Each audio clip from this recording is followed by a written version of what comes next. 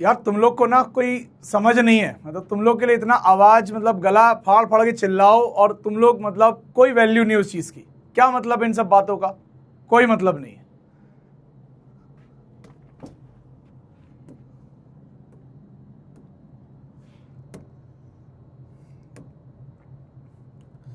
ये क्वेश्चन हो चुका था, इस क्वेश्चन पे वापस बात नहीं करूंगा मैं।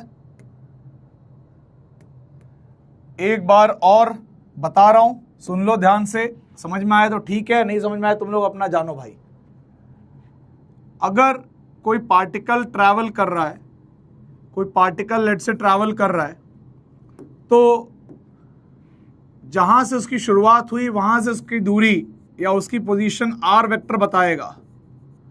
कहां वो पार्टिकल पहुंचा है ये आर वेक्टर बताएगा। और अगर अगर जहां पे भी वो पहुंचा है, अगर वहां पे उसकी वेलोसिटी का कोई वेक्टर है, अगर आर के साथ ये आर की डायरेक्शन है, अगर ये एंगल अल्फा एक्यूट होगा, अगर अल्फा लेस देन 90 डिग्री होगा, देन आर का मैग्नीट्यूड बढ़ेगा।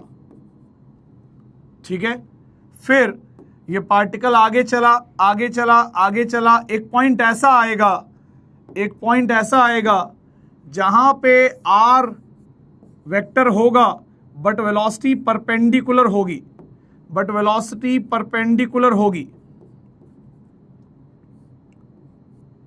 वेलोसिटी परपेंडिकुलर होगी। यानी कि उस इंस्टेंट पे आर का आर नहीं बढ़ेगा, उस इंस्टेंट पे D R magnitude by D T zero होगा। इस पे आर नहीं चेंज हो रहा होगा।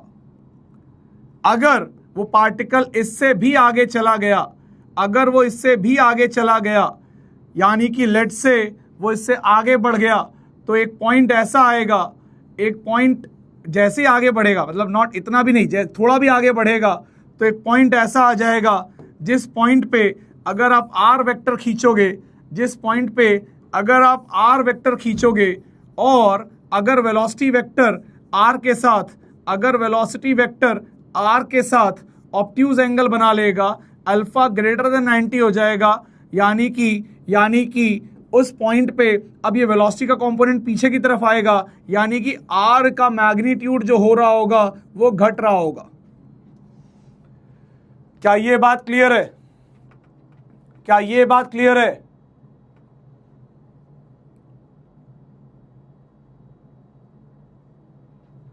अगर ये बात क्लियर है तो आगे बढ़ते हैं। अगला सवाल था ये, अगला सवाल था ये, और अगला सवाल क्या है? एक इंक्लाइन प्लेन है, इंक्लाइन प्लेन का इंक्लिनेशन एंगल 30 दिया हुआ है, वो हॉरिजॉन्टल से 30 डिग्री बना रहा है। एक ग्रूव है जिसमें ओ से लेकर ए तक की दूरी दी हुई है 5 मीटर, ओ से ए तक की दूरी दी हुई है 5 मीटर।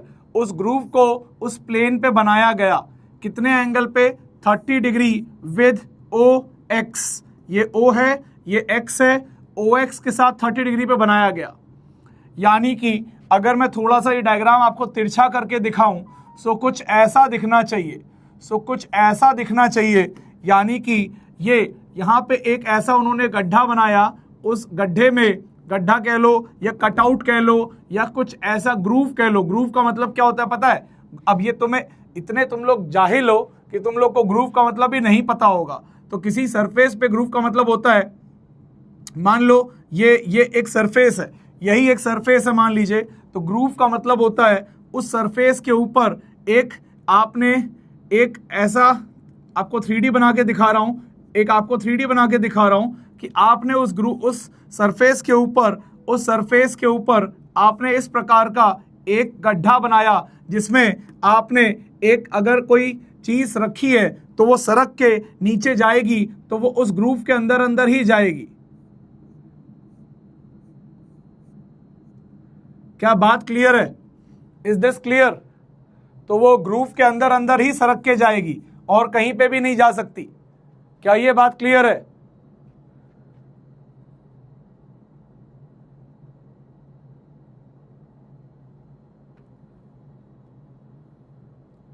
ग्रूव का मतलब होता है उसमें एक आपने कटआउट बना दिया, उसमें एक आपने एक गड्ढा कर दिया जिसके थ्रू ही वो पार्टिकल जा सकता है। ये सिलेंडर अब चाहे तो भी, ये सिलेंडर चाहे तो भी इधर से नीचे नहीं जा सकता, उसको इस डायरेक्शन में ही स्लाइड करना पड़ेगा। अब इस बात को समझते हैं कि वो जिस डायरेक्शन में स्लाइड करना चाह रहा है उस डायरेक्शन में कितना एक्सेलरेशन है। तो अगर मैं इसका साइड व्यू बनाऊं तो इंक्लाइन था 30 डिग्री का, और ग्रेविटी किसी भी ऑब्जेक्ट को नीचे खींचेगी, सो ये हो जाएगा G और ये हो जाएगा 60 डिग्री। तो इधर से परपेंडिकुलर डायरेक्शन में ये अगेन 30 डिग्री हो जाएगा, तो ये वाला हो जाएगा G cos 30 डिग्री। और अलोंग द इंक्लाइन आपका जो G आएगा that will be G sin 30 degree, यानी कि 5 मीटर पर सेकेंड स्क्वायर। क्या यहां तक क्लियर है?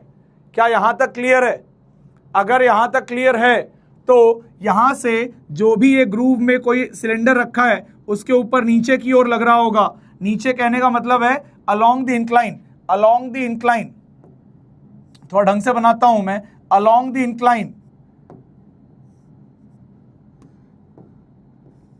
इंक्लाइन हमारा क्या लग रहा होगा इसके ऊपर? अलोंग द इंक्लाइन यहां पे लग रहा होगा G sin 30 डिग्री लग रहा होगा along the incline, that will be 5 metre per second square. क्या यहां तक बात क्लियर है? अलोंग द इंक्लाइन इस एक्सेलरेशन से उसको नीचे खींचा गया होगा, ठीक है ना। बट अब मैं एक काम करता हूं, मैं जो ये ऊपर वाला सिलेंडर, ये जो ऊपर वाला प्लेन दिख रहा है, इसका रेक्टेंगल बना के अगर तुम्हें दिखाऊं, तो ये रहा O और ये रहा वो आपका ग्रूव, और ये रहा वो पॉइंट A, और इधर अलोंग द इंक्लाइन आपका 5 मीटर पर सेकेंड स्क्वायर से खींचा जा रहा है। ये एंगल अगर आपका 30 डिग्री है तो ये एंगल कितना होगा? 60 डिग्री होगा। तो हमारा ग्रूव के अंदर का एक्सेलरेशन क्या आएगा? हमारा ग्रूव के अंदर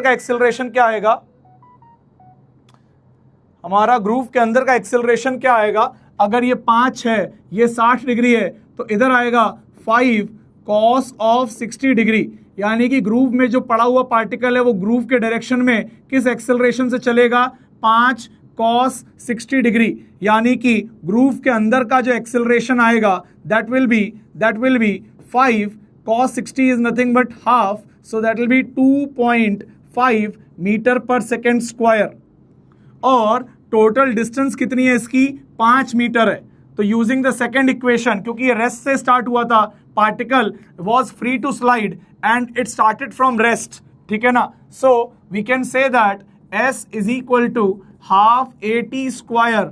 U 0 था, S है आपका 5, एक्सेलरेशन है आपका 5/2 2.5 और टाइम का स्क्वायर। सो अब आप इसको देखिएगा तो यहां से ये 2 इधर चला जाएगा और ये हो जाएगा 10, और ये 2 5 से 10 कटेगा तो आएगा 2, और ये 2 इधर चला जाएगा, सो इट विल बिकम 2 का स्क्वायर। तो आपका T स्क्वायर जो आ रहा है वो 2 का स्क्वायर आ रहा है, तो T आपका आ जाएगा 2 seconds, and 2 seconds is the right answer for this. So इसका करेक्ट आंसर हो जाएगा 2 सेकेंड्स।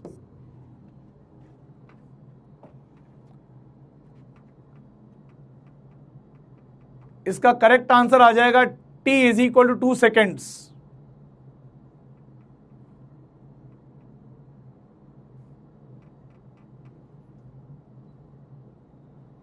क्या ये क्लियर है?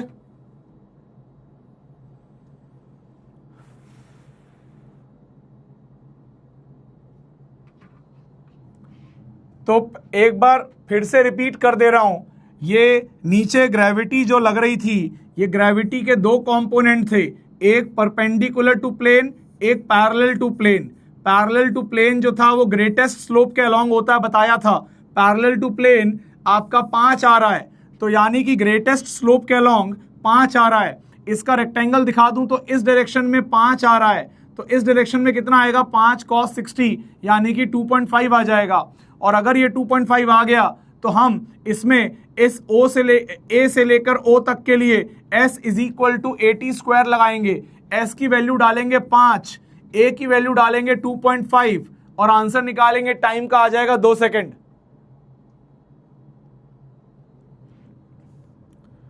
नेक्स्ट क्वेश्चन, चलिए जेई मेंस का क्वेश्चन है। जेई मेंस 2013 का सवाल है।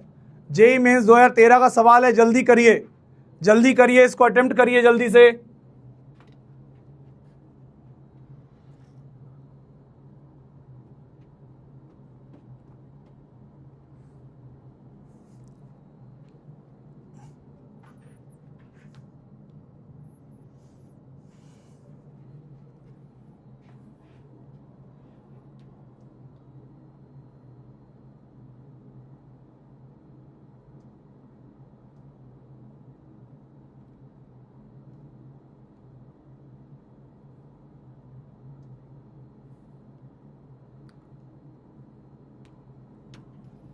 चलिए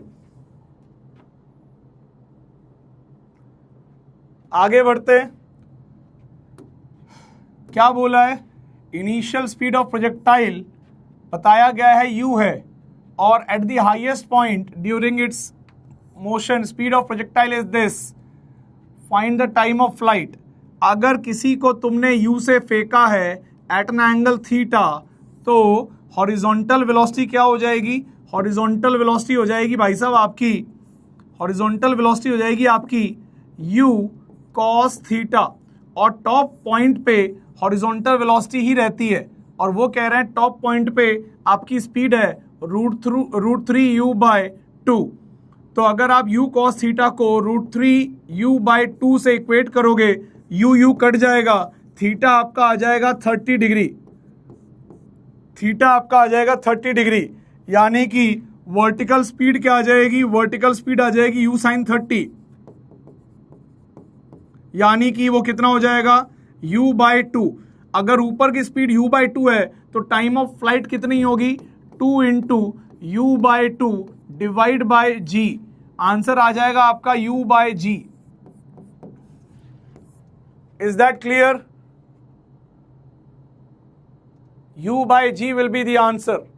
u/g will be the answer.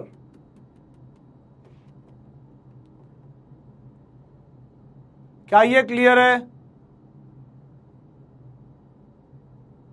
चलिए जी आगे, ये क्वेश्चन अटेम्प्ट करिए, जल्दी से ये क्वेश्चन अटेम्प्ट करिए।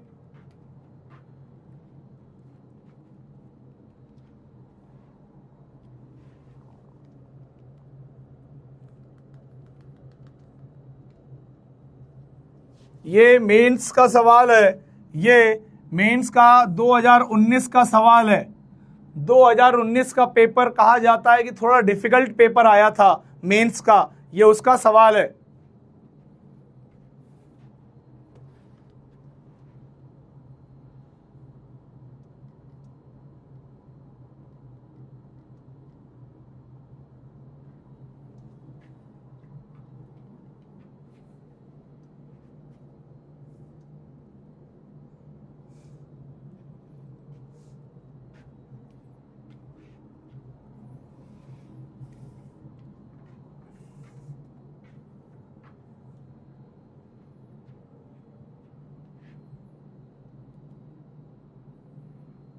चलिए जी, एक पार्टिकल को फेंका तो उसकी हाइट थी h1, एक और पार्टिकल को फेंका उसकी हाइट थी h2, बट ऐसा बता रहे हैं कि दोनों की जो रेंज है वो सेम है। अगर किसी दो एंगल की रेंज सेम होती है तो एक थीटा होगा तो दूसरा ऑटोमेटिकली क्या हो जाएगा? π/2 माइनस थीटा। ये दो एंगल हो जाएंगे, एक थीटा और एक π/2 माइनस थीटा। और हम एक रिलेशन जानते हैं, हम जानते हैं R = 4h cot थीटा। क्या ये रिलेशन आप जानते हो? क्या ये रिलेशन आप जानते हो? R = 4h cot थीटा मैंने कभी ना कभी पहले डिराइव किया ही होगा। R = 4h cot थीटा आप जानते हो, मैंने कभी ना कभी डिराइव किया होगा पहले।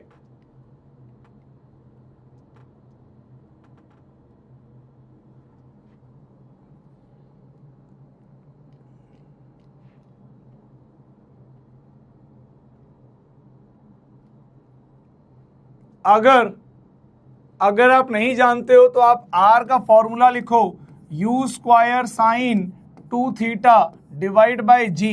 आप मैक्सिमम हाइट का फॉर्मूला लिखो, that is u square sine square theta divide bye 2g, और दोनों को डिवाइड कर दो तो r बाय h क्या आ जाएगा, इधर u स्क्वायर कट जाएगा, साइन 2 थीटा को लिख सकते हैं 2 साइन थीटा कॉस थीटा, तो ये हो जाएगा 2 साइन कट जाएगा, सो 2 कॉस थीटा बचेगा, और डिवाइड में यहाँ पे एक साइन थीटा बचेगा, so it will be sign theta divide bye ये वाला 2, ये ऊपर जाके मल्टीप्लाई हो जाएगा 2 से। सो अब आप देख लो, this is giving you r is equal to 4h cot theta, r is equal to 4h cot theta. आप रेंज का फॉर्मूला लिखो और आप मैक्सिमम हाइट का फॉर्मूला लिखो, और रेंज बाय मैक्सिमम हाइट का एक रिलेशन हमेशा के लिए याद रख लो, that is r is equal to 4h cot theta. ये हमेशा के लिए याद रख लो। अगर आपको ये रिलेशन याद रह जाता है तो ये सवाल जो मेंस में आया था, ये आप लोग ओरल करने वाले हैं, इसके लिए शायद पेन भी नहीं उठाना पड़ेगा। आप रेंज को लिखेंगे 4h1 कॉट थीटा, फिर उसी r को लिखेंगे 4h2 cot pi by 2 minus theta. क्या ये बात क्लियर है? और आप न्यूमरेटर में मतलब r से डिवाइड कर दिए, मल्टीप्लाई कर दीजिए, जस्ट मल्टीप्लाई एनीथिंग, मतलब इसमें या इसमें किसी में भी, मतलब पहली इक्वेशन में या दूसरी इक्वेशन में कहीं पे भी r मल्टीप्लाई कर दीजिए, तो ये हो जाएगा r का स्क्वायर, और ये हो जाएगा 4h2 cot 90 minus theta is nothing but tan theta. और अगर आपने tan थीटा और अगर आपने r मल्टीप्लाई किया है LHS में, तो RHS में भी करना पड़ेगा, तो RHS में मैंने r की वैल्यू से मल्टीप्लाई कर दिया 4h1 कॉट थीटा। ये करते ही आपको मालूम पड़ेगा cot theta tan theta cut जाएगा, और आंसर आ जाएगा r square is equal to 16 h1 h2, B answer. ये क्वेश्चन आप ओरली करके लेके जाओगे, ये क्वेश्चन आप लोग ओरली करके लेके जाओगे भाई। क्या ये बात क्लियर है? क्या ये बात क्लियर है या नहीं है?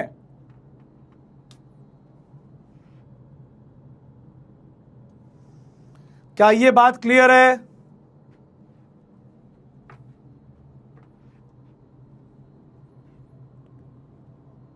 अगला सवाल, जल्दी से इस क्वेश्चन को अटेम्प्ट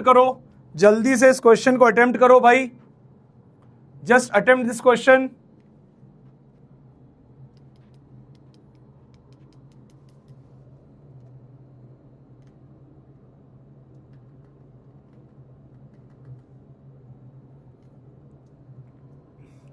कुल मिला के इसके अंदर रेंज पूछिए, distance from the base at which the particle hits the plane. ये पार्टिकल जाके प्लेन को कहाँ हिट करेगा, तो ये दूरी बतानी है। कुल मिला के हमें रेंज बतानी है, कुल मिला के हमें रेंज बतानी है। तो सबसे पहले हम टाइम ऑफ फ्लाइट निकालेंगे। टाइम ऑफ फ्लाइट निकालने के लिए आपको ये वाली वेलोसिटी चाहिए, ये वाली, ठीक है ना। और हमने इसको x डायरेक्शन मान लिया, इसको y मान लिया, तो इधर आ जाएगा u sine of 15 degree is the vertical velocity. और एक्सेलरेशन अगर निकालने जाएंगे, नीचे की तरफ g है, और इस डायरेक्शन में what will be the velocity in this direction. So ये अगर आप परपेंडिकुलर देखेंगे तो ये अल्फा है, तो ये अल्फा हो जाएगा, so that will be g cos of alpha is 30 degree. तो आपका टाइम ऑफ फ्लाइट आएगा 2u sine 15 degree divide by g cos alpha यानी कि cos 30। ये आ गया। अब इसको सॉल्व कर लेते हैं, इसको सॉल्व ही कर लेते हैं। u की वैल्यू दी हुई थी 2, तो 2 इंटू साइन 15 को लिख लेंगे साइन 45 माइनस 30, तो इसका क्या आ जाएगा, इसका आ जाएगा साइन 45 का 1/√2 cos sine 45 degree minus 30 degree is equal to sine of 45 1/√2, cos of 30 is √3/2 minus cos 45 निकालेंगे 1/√2, साइन 30 इज 1/2, सो आंसर आ जाएगा √3 - 1 divide by 2√2।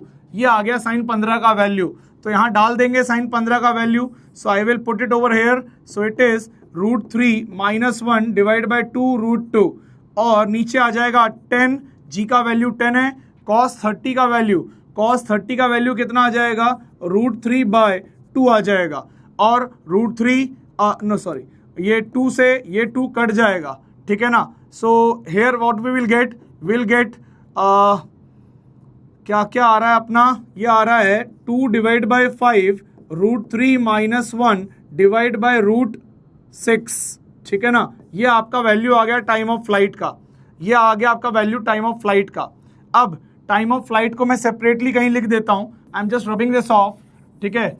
Time of flight को मैं कहीं लिख देता हूं, so my time of flight is coming as 2/5 √3 - 1 divide by √6। अब क्या करेंगे, ये था आपका u, तो एक काम करेंगे, इस u का हॉरिजॉन्टल कंपोनेंट निकालेंगे, तो टोटल एंगल कितना आएगा, 30 + 15 45, ये हो जाएगा u cos 45, यानी कि u cos ऑफ 45 यानी कि u/√2, और u की वैल्यू 2 है, so this will become nothing but √2, तो हॉरिजॉन्टल वेलोसिटी आ गई √2। तो अगर मैं टाइम ऑफ फ्लाइट के अंदर हॉरिजॉन्टल वेलोसिटी मल्टीप्लाई कर दूं √2, तो ये बन जाएगा ux मल्टीप्लाई कर दूं तो ये बन जाएगा आपका rx, ठीक है ना। सो rx आ गया आपके सामने, और इसके बाद यानी कि आपके पास ये हॉरिजॉन्टल डिस्टेंस आ गया, बट आपको रेंज चाहिए, तो you divide by cos of alpha, so divide by cos of alpha करेंगे तो कितना आ जाएगा, √3 डिवाइड बाई 2, ठीक है ना। सो ये आ जाएगा आपका पूरा value. So let us solve this. ये कितना आ रहा है, ये आ रहा है आपका √2 से ये कटेगा तो √3 बनेगा, √3 से √3 मल्टीप्लाई होके 3 बनेगा, और ये 2 ऊपर चला जाएगा, सो 4 डिवाइड बाई 15 √3 - 1, ये आ रहा है मेरा आंसर, ठीक है ना। सो √3 - 1 ये आ रहा है 4/15 इंटू √3 - 1 हो जाएगा 0.73 इंटू 100 कर देंगे, सेंटीमीटर में आंसर चाहिए, 100 कर देंगे सेंटीमीटर में आंसर चाहिए, so this will be 4 × 73 divide by 15।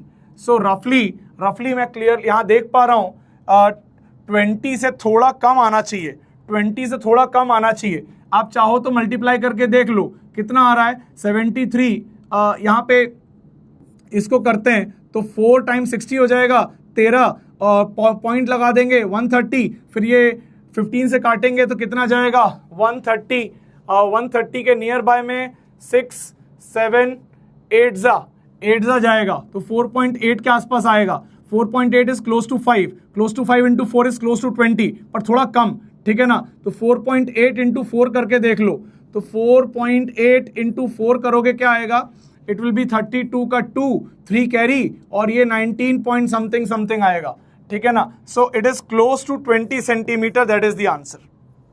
इसने क्लोज टू पूछा है, अगर 18 के क्लोज आ जाता तो 18 मार्क करता, बट काफी क्लोज आया 20 के, 19.2 समथिंग आ रहा है, तो मैंने 20 मार्क करना है। अप्रोक्सीमेट 18 थोड़ी आ रहा है, अप्रोक्सीमेट 20 आ रहा है, अप्रोक्सीमेट 18 नहीं आ रहा है, अप्रोक्सीमेट 20 आ रहा है। चेक करो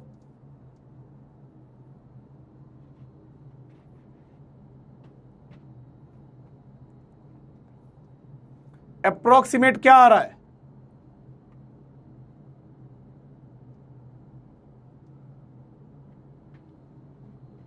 इस क्वेश्चन में रिपीट करने जैसा कुछ है ही नहीं। मैंने गिवन एकदम स्टैंडर्ड क्वेश्चन है इंक्लाइन का, गिवन वेलोसिटी से ये वाली वेलोसिटी निकाली और 2 इंटू ये वाली वेलोसिटी डिवाइड बाय ये वाला एक्सेलरेशन करके मैंने टाइम ऑफ फ्लाइट निकाल लिया। टाइम ऑफ फ्लाइट आने के बाद मैंने टाइम ऑफ फ्लाइट के अंदर यहाँ पे टाइम ऑफ फ्लाइट आने के बाद मैंने टाइम ऑफ फ्लाइट के अंदर क्या मल्टीप्लाई किया, आई मल्टीप्लाइड दी हॉरिजॉन्टल वेलोसिटी √2, तो इससे मुझे हॉरिजॉन्टल डिस्टेंस मिल गया। उसके बाद डिवाइड कर दिया cos 30 से, डिवाइड कर दिया cos 30 से, तो मुझे क्या मिल गया, रेंज मिल गया। So this overall is your range. So this overall is your range.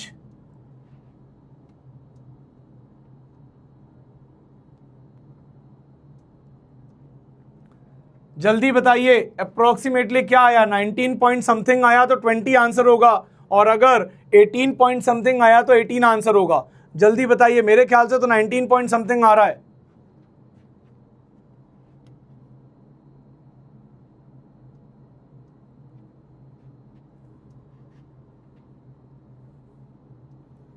$18.73 किसका आ रहा है?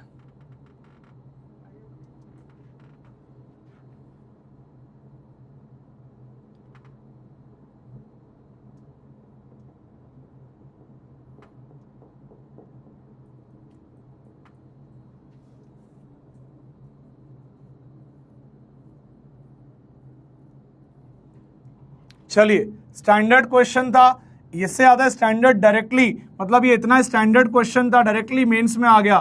स्टैंडर्ड क्वेश्चन मतलब अगर किसी ने इंक्लाइन एक बार भी पढ़ा है तो उसने यही किया होगा, टाइम ऑफ फ्लाइट निकाल के रेंज निकालना सीखा होगा, उसी की कैलकुलेशन कर रहा हूं बस। खाली कैलकुलेशन थोड़ी सी अजीब है क्योंकि एंगल ऐसे दिए हुए हैं। चलिए नेक्स्ट क्वेश्चन, जल्दी करिए, इसको जल्दी करिए।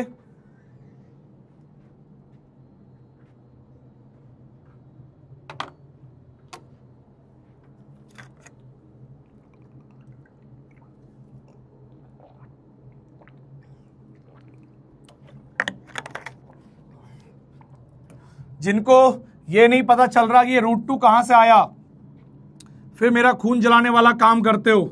यहां पे u का वैल्यू 2 दिया हुआ है और ये टोटल एंगल 45 है, तो हॉरिजॉन्टल वेलोसिटी लिख के बता दी u cos 45, यानी कि u बाय √2, और u की वैल्यू 2 है तो 2/√2 होता है √2, तो हॉरिजॉन्टल वेलोसिटी से मल्टीप्लाई किया। सब सिखा रखा है, तुम्हें पेन ही नहीं चलाना तो क्या कर सकता हूं।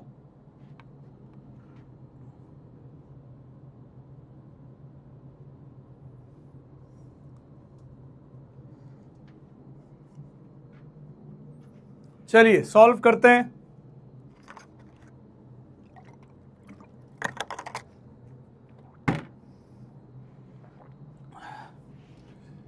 इसका आंसर निकालो जल्दी।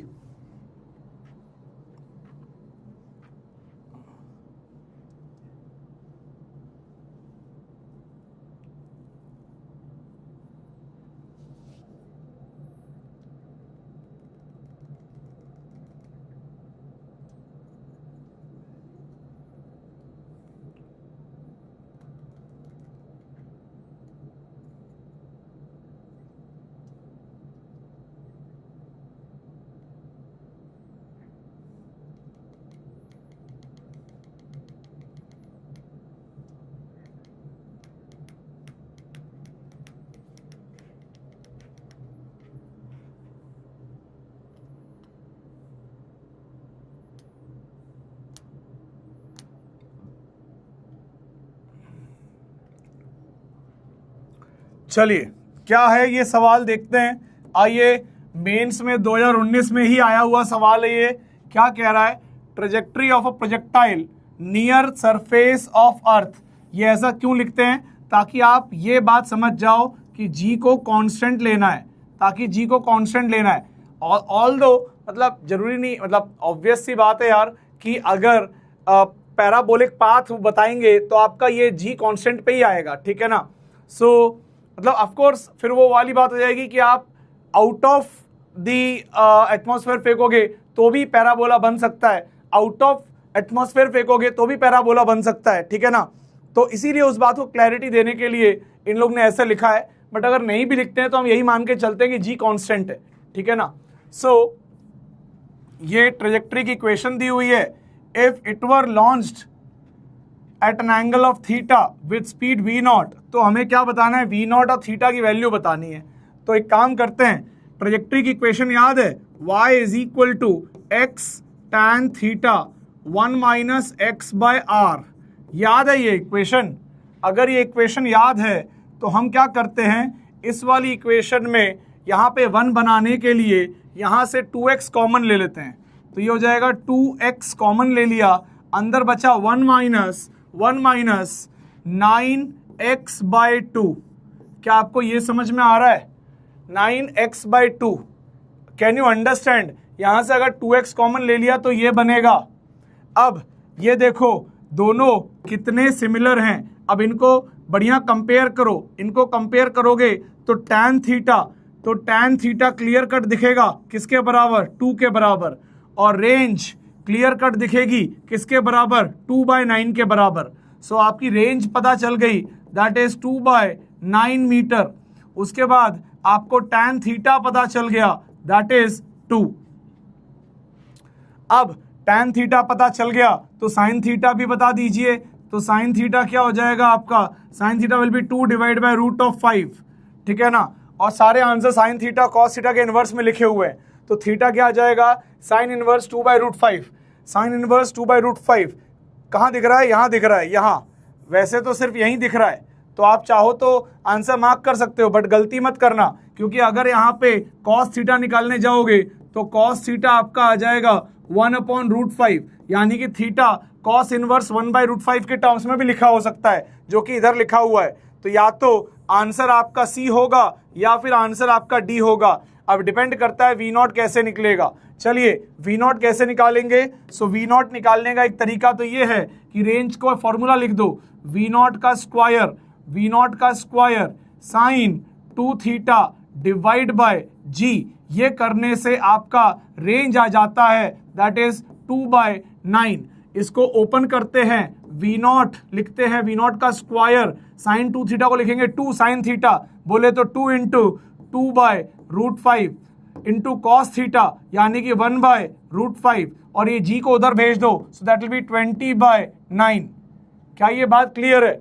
अगर ये बात क्लियर है तो यहां से क्या क्या मिल जाएगा हमको? यहां से क्या क्या मिल जाएगा? सो वी विल गेट ये 4 है, 4 से 20 को काटोगे क्या आएगा? 5 आएगा। और √5 आपस में मल्टीप्लाई करके उधर भेज दोगे, क्या हो जाएगा? ये 5 हो जाएगा। खत्म हो गया √5। तो V0 का स्क्वायर आ गया 25/9, यानी कि V0 का स्क्वायर आ गया 25/9। तो यार V0 कितना आ जाएगा? 5/3। So answer is C option. अब एक गधा कह रहा है √5 कैसे आया? यहां यही समझ में नहीं आया होगा तेरे को। तो ये tan थीटा बताया अगर 2/1 है, tan थीटा 2 है, हमेशा बताया कि नीचे 1 ले लो और परपेंडिकुलर 2 हो गया, बेस आपका 1 हो गया। सो आप पाइथागोरस थ्योरम लगा लो किसी एक रैंडम ट्राइंगल में जिसका परपेंडिकुलर 2 में ले लो, बेस 1 ले लो, ये रहा थीटा, tan थीटा हो गया 2/1। तो साइन थीटा कितना होगा? तो अगर ये 2 है, ये 1 है, तो ये √5 ही होगा ना भाई। चंपक लाल, मुझे गुस्सा मत दिलाया करो भाई। साइन थीटा 2/√5 आएगा ना यार। ये सेम चीज करते करते कम से कम 110 बार कर चुका हूं ये सेम चीज में, आज तक समझ नहीं आया तुम लोग को। और चलो नहीं भी समझ में आया तो भैया तुम लोग प्लीज IIT की तैयारी करने आए हो ना, अगर तुम्हारे सर ने लिख दिया tan theta is equal to 2 और अगले ही पल सर ने साइन थीटा लिख दिया 2/√5, तो भैया एक काम करो ना, अपनी भी तो कुछ बुद्धि यूज करो। tan थीटा को तुम खुद अपने कौशल से इसको साइन थीटा निकाल के चेक करो, देखो तुम्हारे सर ने सही लिखा है कि गलत लिखा है।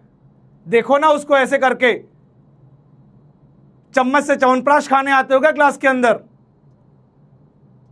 कि ये लिख दिया तो ये कैसे लिख दिया? तो ये तुम जानो ना कैसे लिख दिया। अगर मैंने लिख दिया खुद चेक करो जाके कैसे लिख दिया।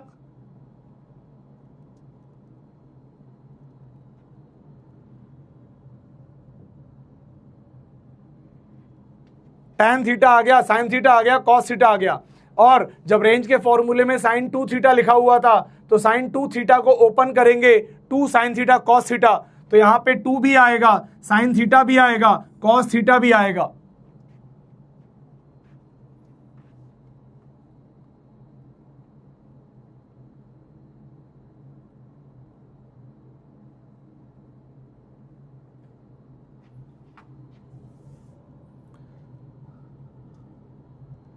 चलिए ये मेंस का लास्ट सवाल है, इसके बाद एडवांस के सवाल करेंगे। जल्दी से लास्ट क्वेश्चन करो मेंस का, इसके बाद एडवांस के क्वेश्चन करवाऊंगा, जल्दी करो। लास्ट क्वेश्चन है मेंस का, लास्ट क्वेश्चन है मेंस का, इसके बाद एडवांस के क्वेश्चन करवाऊंगा मैं।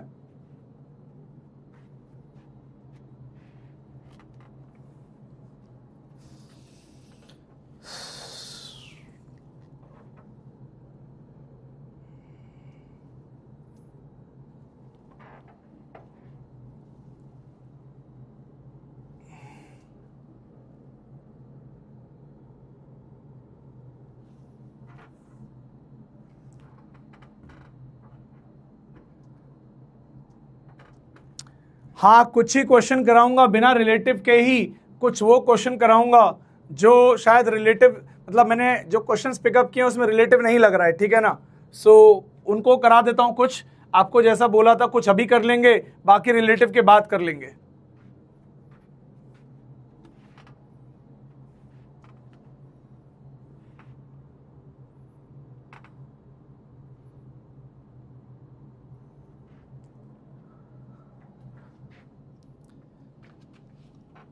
भाई देखो, जो बच्चे अच्छे बच्चे हैं ना भाई, तुम प्लीज सॉरी बोल बोल के ना अपनी एनर्जी मत वेस्ट करो यार, ठीक है ना। अब कोई बात नहीं, दिमाग खराब हो गया आज, अब हो गया, ठीक है ना, अब कोई बात नहीं।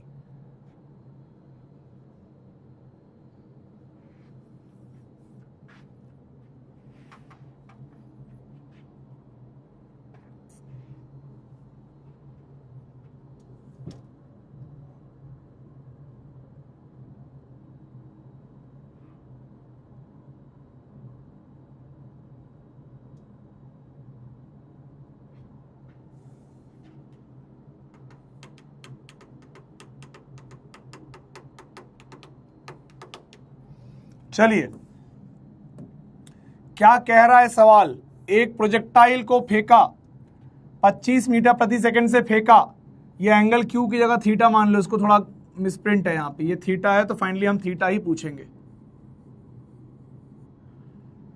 विद द हॉरिजॉन्टल, थीटा से फेंका, आफ्टर टी सेकेंड्स, किसी टी सेकेंड्स के बाद, किसी टी सेकेंड्स के बाद उसका इंक्लिनेशन हॉरिजॉन्टल से 0 हो गया, यानी कि जो स्मॉल टी है ना, ये आपका टाइम पीरियड बाय 2 होगा, ठीक है।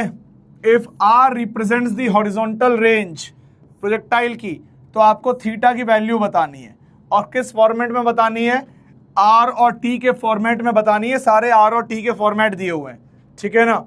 सो क्या करेंगे, क्या करेंगे हम, क्या करेंगे, आर और टी के फॉर्मेट में ही सब बताना है। सो मैक्सिमम हाइट निकाल लेते हैं, एंगल भी नहीं पता है, एंगल नहीं पता है, मैक्सिमम हाइट कैसे निकालेंगे। सो चलिए कुछ ऐसा करते हैं, लेट्स डू वन थिंग, इसको चालू तो करें, अब आगे धीरे धीरे दिखेगा कि करना क्या है।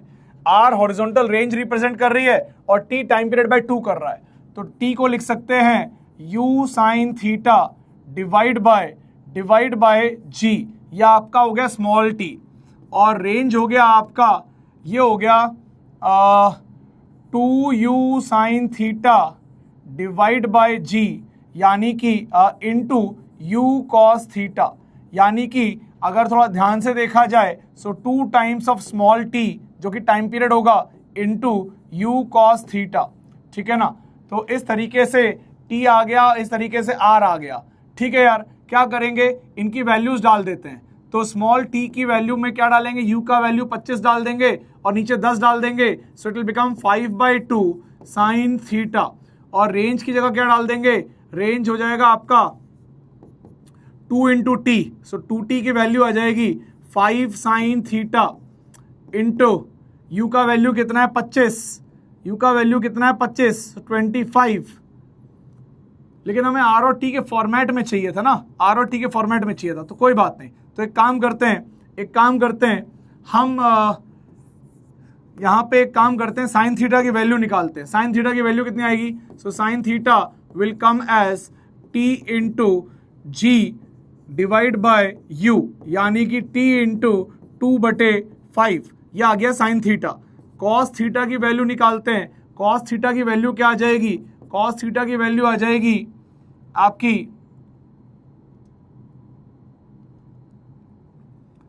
कॉस थीटा की वैल्यू आ जाएगी r upon 2t into u, ठीक है ना। सो वैसे तो कॉस थीटा में आंसर यहीं से आ जाना चाहिए, ठीक है, तो यहां से ही काफी कुछ आ जा रहा है। तो कॉस थीटा की जो वैल्यू आ रही है, कॉस थीटा की जो वैल्यू आ रही है दैट इज आर बाय 25 रखोगे इधर तो ये हो जाएगा 50 इंटू टी, ये आ गई कॉस थीटा की वैल्यू। सो कॉस थीटा की वैल्यू आ गई आपकी r by 50 into small t. तो अब हम क्या करते हैं, आर और टी में ही हमें आंसर लिखना है। So let us find out. यहाँ पे साइन थीटा है मतलब इनवर्स है, टैन का इनवर्स है, कॉस का इनवर्स नहीं है। तो आर और टी में ही आंसर चाहिए तो कॉस से हम साइन निकाल लेते हैं। कैसे निकलता है साइन? तो साइन थीटा निकलता है, इसको मैं अगले पेज पे कर लेता हूं, जगह थोड़ी कम है। साइन थीटा निकलता है 1 minus under root of 1 minus cos square theta is equal to sine theta. तो ये आ जाएगा under root of 1 minus cos theta कितना निकला अपना r बाय 50t, तो ये हो गया r स्क्वायर बाय 50 का स्क्वायर t का स्क्वायर। यही आ रहा है भाई। Is there any doubt in this? अरे यार मैं यहां पे g भूल गया क्या? नहीं, सही है, सही, सब सही है। यहां तक क्लियर है क्या सबको? Is it clear till here? तो ये आ गया मेरा साइन थीटा, साइन थीटा आ गया ये। अब इसको और सॉल्व कर देते हैं, ये आ जाएगा 50 square into t square minus r square divide by 50 into t, ये ऊपर आ गया अंडर रूट। यार ये तो अच्छा सा नहीं आ रहा है, अच्छा सा नहीं आ रहा है।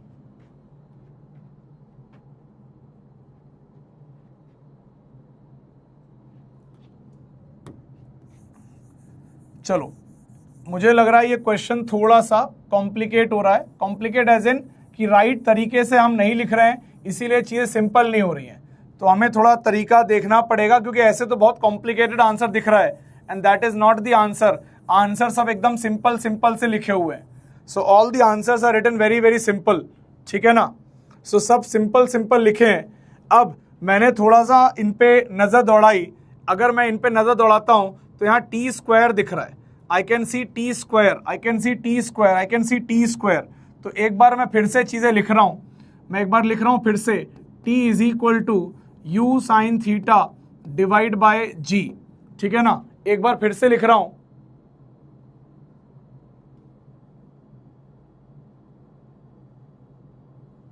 देख लेते हैं एक बार। r is equal to 2 u sine theta divide by g into u cos theta. क्या ये दोनों बातें क्लियर हैं? क्या ये दोनों बातें क्लियर हैं? Are these things clear? एक बार जल्दी बता दीजिए, क्या ये चीजें क्लियर हैं? एक बार जल्दी बता दीजिए, क्या ये दोनों चीजें क्लियर हैं?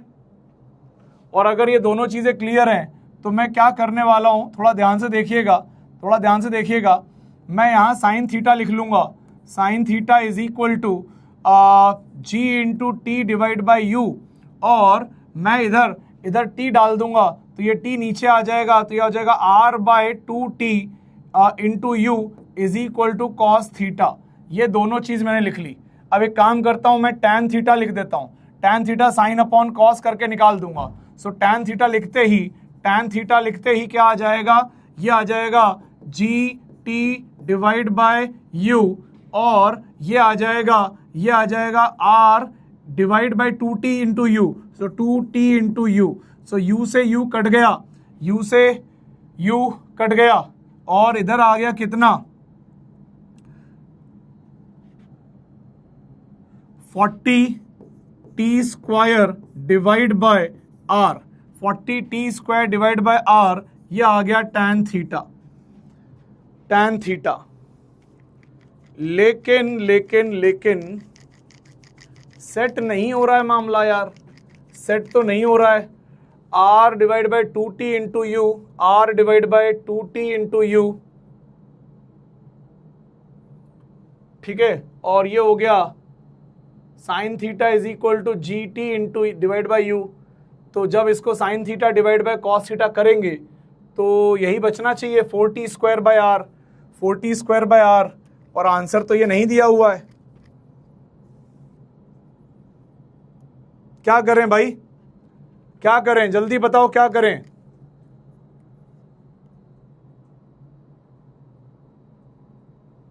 ट्वेंटी होगा?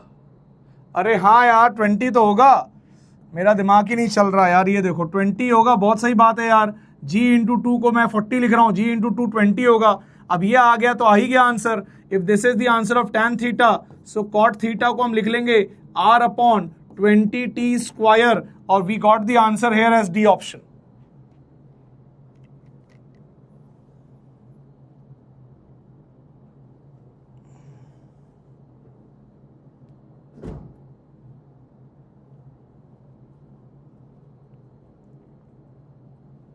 Is it clear?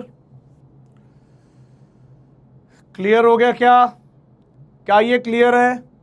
Is it clear?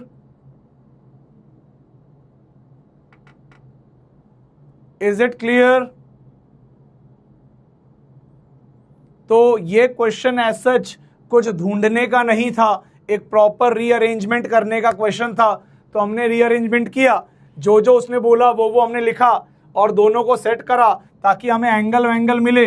तो यहाँ साइन थीटा को लिखा है ऐसे, और फिर कॉस थीटा को लिखा है ऐसे, फिर साइन अपॉन कॉस कर दिया तो tan आ गया, और tan थीटा एग्जैक्टली आ रहा है 20t square by are. tan में देखा नहीं सेट हो रहा, उसके बाद cot में देखा तो सेट हो रहा है। सो फाइनली हमारा cot इज द आंसर।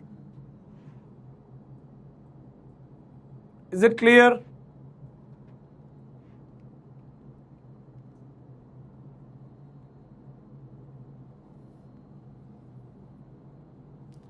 चलिए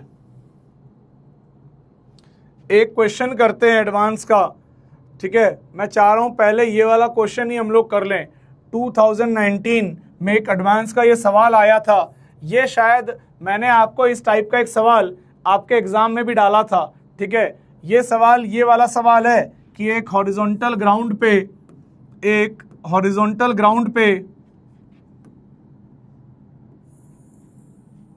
ये हॉरिजॉन्टल ग्राउंड है, और हॉरिजॉन्टल ग्राउंड पे एक आपने कोई एंगल पे प्रोजेक्ट किया, तो ये ऐसे गया, गिरा, और गिरने के बाद ऑफ कोर्स थीटा पे फेंका, थीटा पे गिरेगा, तो ये फिर वापस से थीटा पे चला गया। बट इस बार ये अगर पहली स्पीड u थी तो दूसरी u0 थी, तो दूसरी बार स्पीड हो गई u0 बाय अल्फा, और इधर से ये छोटा प्रोजेक्टाइल करेगा। फिर अगला प्रोजेक्टाइल ये फिर करेगा, और ये हो जाएगा u0 बाय अल्फा का स्क्वायर, ये और छोटा प्रोजेक्टाइल करेगा, और ऐसे ही इन्फिनाइट प्रोजेक्टाइल करता हुआ चला जाएगा। क्या ये बात समझ में आ रही है? क्या ये बात समझ में आ रही है?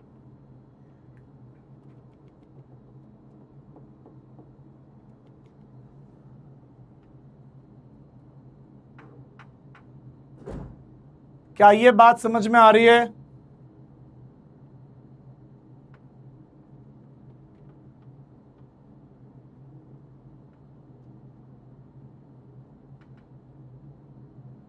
Very good. जो बच्चे जीपी लिख रहे हैं, उनको इस क्वेश्चन का जो बेसिक बैकबोन है वो दिख गया है। इस क्वेश्चन का बेसिक बैकबोन दिख गया है। कुछ बातें और हैं, अगर आप वो सब भी पकड़ लोगे तो ये सवाल आप सॉल्व कर ले जाओगे। सो ये सवाल आज के लिए आपका होमवर्क भी है, ठीक है। ये सवाल मैं इधर से नहीं हटा रहा हूं, ये आप लोग करके आइएगा। जो बाकी के 2 एडवांस के सवाल हैं वो आज की पीपीटी में नहीं रहेंगे, वो हम नेक्स्ट क्लास में करेंगे, ठीक है ना।